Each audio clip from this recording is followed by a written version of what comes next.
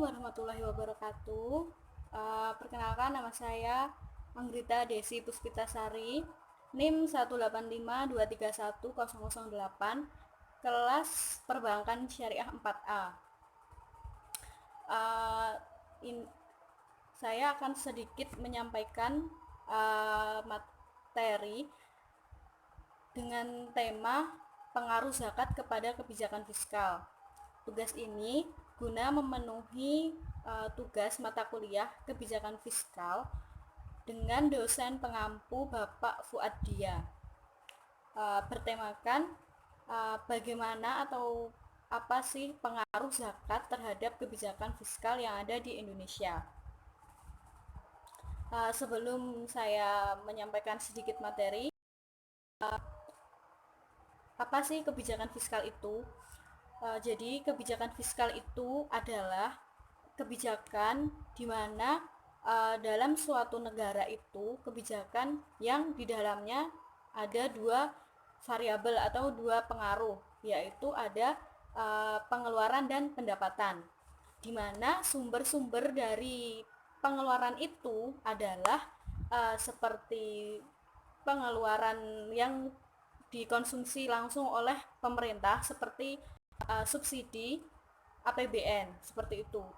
Terus apa saja komponen-komponen yang terdapat dalam pendapatan. Jadi sumber-sumber penerimaan atau pendapatan suatu negara dalam kebijakan fiskal itu meliputi pajak, retribusi, denda-denda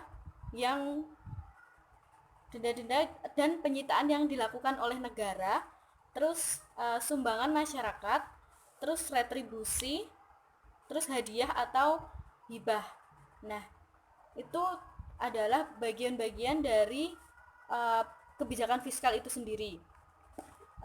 Dan kebijakan fiskal itu merupakan kebijakan negara Indonesia yang di dalam kebijakannya tersebut itu sangat berpengaruh dalam ekonomi Indonesia. Nah, sementara itu negara Indonesia itu memiliki dua kebijakan. Yang pertama kebijakan moneter, yang kedua kebijakan fiskal. Kebijakan moneter itu adalah kebijakan yang mengatur bagaimana sistem uang itu, seperti jumlah uang yang beredar, inflasi, deflasi, dan lain-lain. Sedangkan kebijakan fiskal itu komponennya yang sudah saya jelaskan di awal tadi, yaitu ada dua, pendapatan dan pengeluaran. Lalu bagaimana dengan zakat? Saya akan sedikit menjelaskan mengenai zakat.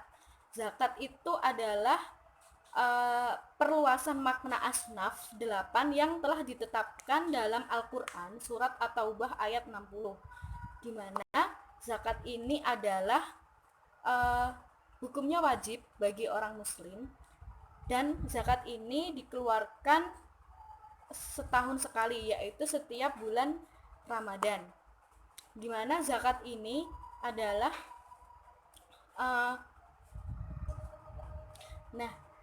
balik lagi ke zakat yang ada di Indonesia ini sebenarnya telah ada badan-badan untuk menangani atau untuk mengedarkan kembali zakat tersebut. Di antaranya Badan Basnas atau Badan Amil Zakat Nasional dan Lasnas, Lembaga Amil Zakat Nasional. Jadi zakat itu adalah dana yang diperoleh dari masyarakat muslim karena hukumnya wajib, sehingga dana zakat dari masyarakat itu tidak hanya mengendap pada badan Basnas saja, tetapi zakat ini harus diputarkan kembali. Artinya dana zakat itu tidak mengendap dan harus diputarkan kembali ke masyarakat yang saling membutuhkan dan yang termasuk 8 syarat atau 8 orang yang berhak menerima zakat. Nah, dari zakat dan relevansi pengelolaannya negara, kita Allah memuji perilaku kaum Ansar yang lebih menyantuni kaum Muhajirin. Ada beberapa alasan mengapa negara perlu campur tangan dalam pengelolaan zakat. Yang ada 5 alasan.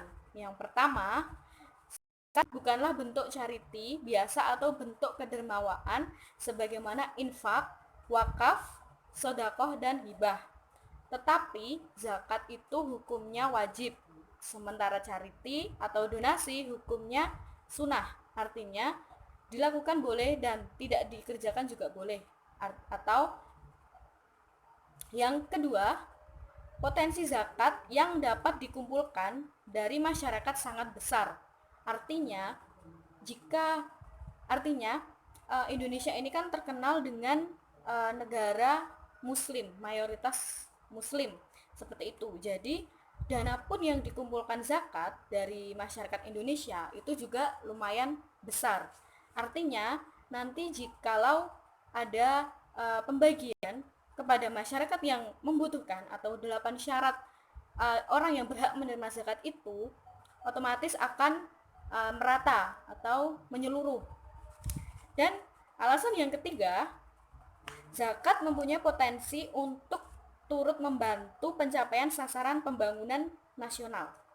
Artinya, dana zakat yang sangat besar sebenarnya cukup berpotensi untuk meningkatkan taraf hidup masyarakat jika disalurkan secara terprogram dalam rencana pembangunan nasional. Alasan yang keempat, agar dana zakat dapat dilakukan atau disalurkan secara tepat, efisien, dan efektif hingga mencapai tujuan zakat itu sendiri seperti meningkatkan taraf hidup masyarakat. Alasan yang kelima, memberikan kontrol kepada pengelolaan negara. Artinya, salah satu penyakit menggerogoti keuangan Indonesia dan negara muslim lainnya adalah korupsi atau penyalahgunaan keuangan negara. Nah, dari 5 alasan tadi, barangkali zakat seharusnya dikelola oleh sekelompok-kelompok masyarakat, campur tangan negara sudah terlalu banyak dan jangan diperbesar lagi. Zakat merupakan suatu potensi yang unik bagi pengembangan civil society dan menumbuh kembangkan kemandirian masyarakat itu sendiri. Selanjutnya, apakah ada kebijakan fiskal yang mempengaruhi adanya zakat? Sepertinya ada. Menurut yang saya cari dari Google, itu ada beberapa pengaruh. Yang pertama, pengaruh kebijakan fiskal terhadap subjek zakat. Yang kedua, pengaruh kebijakan fiskal terhadap objek zakat. Dan yang ketiga, pengaruh kebijakan fiskal terhadap tarif zakat. Dan yang keempat, pengaruh terhadap pendistribusian zakat atau penyaluran zakat. Nah, selanjutnya tadi di awal sudah saya bahas, ada 8 orang yang berhak menerima zakat. Siapakah di antara 8 orang itu? Dan yang kedua, itu adalah fakir. Bedanya di fakir dan miskin adalah fakir itu adalah orang-orang yang memiliki harta namun jumlahnya di bawah nisab. Sedangkan miskin adalah orang yang tidak memiliki harta sedikit pun untuk membayar hutangnya. Terus yang kedua, itu ada yang ketiga, itu ada amil zakat. Di mana amil zakat ini adalah bagian sekelompok orang yang terdapat dalam kepanitiaan pembagian zakat. Seperti di masjid, itu pasti ada amil zakat. Nah, amil zakat ini berhak menerima zakat tersebut. Yang keempat adalah mu'alaf. Mu'alaf sepertinya tidak asing ya. Jadi mu'alaf itu adalah orang yang baru pertama kali memeluk agama Islam. Jadi mu'alaf itu berhak menerima zakat. Yang kelima, rikab atau budak. Terus yang keenam, gharim. Gharim ini adalah orang yang mempunyai hutang. Dan untuk konteks sekarang ini masih relevan ya, karena di samping penggunaan dana zakat yang bersifat kreatif atau memberikan bantuan setelah terjadinya kebangkrutan atau kepailitan atau orang yang mempunyai hutang tersebut. Terus yang ketujuh ada fisabilillah. Fisabilillah ini diartikan sebagai tentara yang berperang di jalan Allah. Yang kedelapan, Ibnu Sabil. Ibnu Sabil ini disebut juga sebagai musafir. Musafir ini adalah orang yang melakukan perjalanan jauh, dan ketika melakukan perjalanan jauh itu seorang musafir kehabisan bekal. Nah, dia berhak menerima zakat tersebut. Terus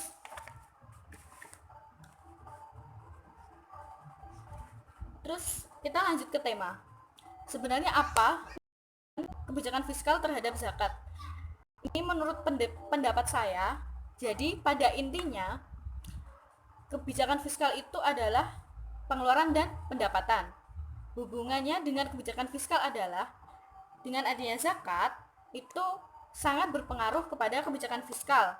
Menurut pendapat saya, itu salah satunya untuk mengurangi beban pengeluaran yang terhadap masyarakat yang kurang mampu, walaupun tidak setiap bulan, namun dengan adanya zakat ini sangat membantu kebijakan fiskal dalam hal pengeluaran. Sekiranya itu yang dapat saya sampaikan dari tema hubungan kebijakan fiskal terhadap zakat. Apabila ada salah kata ataupun salah ucapan, mohon maaf yang sebesar-besarnya. Assalamualaikum warahmatullahi wabarakatuh.